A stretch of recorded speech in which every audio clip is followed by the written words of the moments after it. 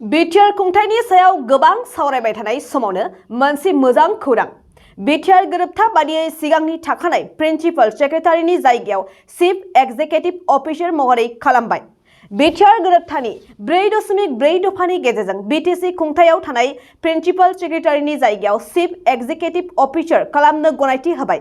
आसामनि रायजो बेंगिरिया गनायथि होनायनि मोनसे नटिसखौ फोसावनानै होयो आसाम सरकारनि सेक्रेटारिया।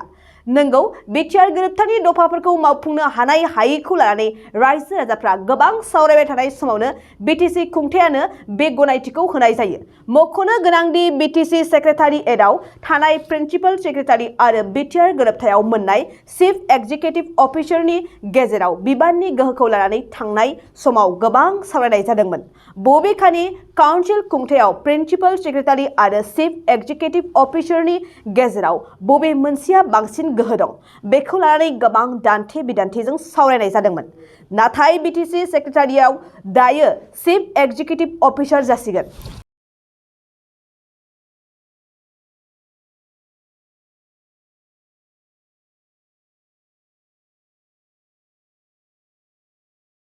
नोंथाङा सानाय सुनाय बेरामनि जेंनायाव गोग्लैदों नामा? जुदि नोंथाङा सानाय सुनाय दंब्ला जिंगासिनांगौ गैया। चिरां जिल्लानि बेंटल गेट साफागुरियाव दायो SI निउर' थेरापि सेन्टार दंसै। बे थेरापि सेन्टाराव नोंथाङा गोरलैयैनो देहानि सानाय सुनायखौ फाहामथाय लानो हागोन।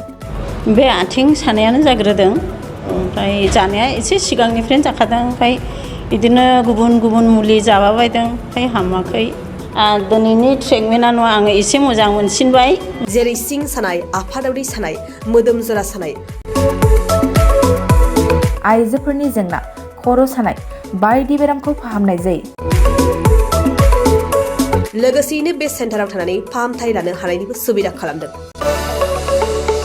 नोंथांमोनहा SI निउर' थेरापि सेन्टाराव फाहामथाय लानो गोसो दंब्ला नैबे मबाइल नम्बर 7620160459 नङाब्ला 9476977956 आव थोंजों सुलाद लानो हागोन।